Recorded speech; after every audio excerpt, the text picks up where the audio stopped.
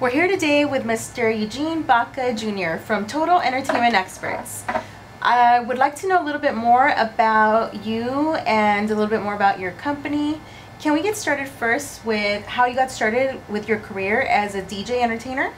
Well, I'm glad you asked me that. I started my career early on with just one guest. That was my grandmother. I used to go and spend weekends at my grandmother's home, and she loved watching Elvis movies, and I used to sit there and watch Elvis movies with her, and she got so much joy out of watching these movies. I used to curl my lip a little bit like the king, and I used to do my little hips, my little sway of my hips, so I could do my impression of Elvis. And my grandmother used to laugh, and she used to enjoy it, and that was my very first guess. That was when I knew that entertaining was something that I wanted to do. So tell us, how did you begin working as a DJ? Well, that is a great story. Working as a DJ for me was came at a time when I had to choose a career. I was at PCC, which is Pasadena City College, and I was taking a lot of classes, and I wasn't doing that great. And I needed a job at the time, and I went to their job board, and I saw a little job posting for make big money doing parties and entertaining guests. And I thought to myself, that's fantastic. I think I'm going to try that. I started my interview process by sitting down and getting asked two questions. The first question was, did I feel that $10 an hour was a lot of money? And I said yes. I thought at the time $10 an hour was fantastic. The other was, what would I play if I had a crowd and I had to play a song for them? And the first thing that came into my mind was my grandmother and Jailhouse Rock. And I told the guy that Jailhouse Rock was to be the first song that I would play to get the party started. This was without any experience. I was hired on the spot. So tell us, what makes you a different DJ or MC than the rest? What makes you better than the rest? Well, rather than giving you the same answer that anybody could give you, just passion or just the love of what you do, I think it's a mixture of both. I think for me the most important part is meeting people and kind of finding out what their vision, what their love of entertainment experience would be for them. So there's been a lot of talk out there about DJs versus MCs, or DJs and MCs, and it gets a little confusing. Tell us, what's the difference between a DJ and an MC, and why would we need an MC at a wedding? I think that is the most important question that I get asked on a regular basis.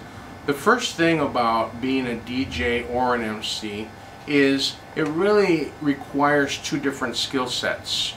One skill set requires you to be somebody that knows how to read a crowd, somebody that knows how to play the right music at the right time, somebody that has taken the bride and groom or the customer's music selections and incorporated them into the overall dance feel of the evening. The MC is a very important part of the equation, because the MC is the one that is going to help connect the audience with the guests. So as an entertainer, you have to have your format, you have to have your script, you have to have many years of experience behind you in order to be natural, in order to be warm and still maintain energy so that you can project to the audience. Remember, part of being a DJ or an MC is a connection. The MC is really the connecting point between the audience and the guest of honor. So for me, preparation is key. Extracting the vision of the customer, making sure we plan the event well, and then on the day of, being well rested and ready to perform is how we start.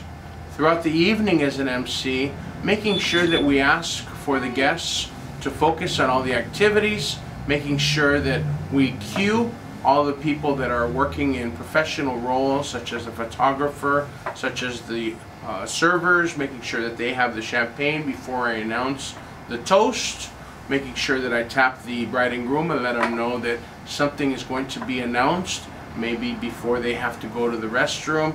It's very important so that there's a continuity and a good flow at the party. So our time together has almost come to an end. I have one more question for you. Okay. Tell us who your most ideal client would be. My most ideal client would be anybody that is looking for somebody that can enhance and enrich the experience of their event. What I do is I really feel that it's important for me to provide you, provide the customer, and provide anybody that I work with the best that I have to offer. All my passion, all my heart, all my soul.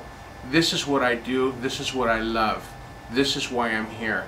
My best client is anybody that can value that.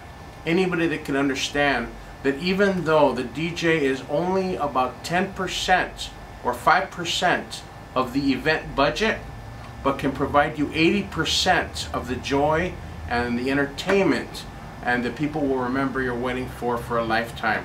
This is why I feel that value is the most important part of what a client's experience with me will be, because they will see that I would love to perform for them. So the original question is, who is the best client? Anybody that wants me to perform at their wedding.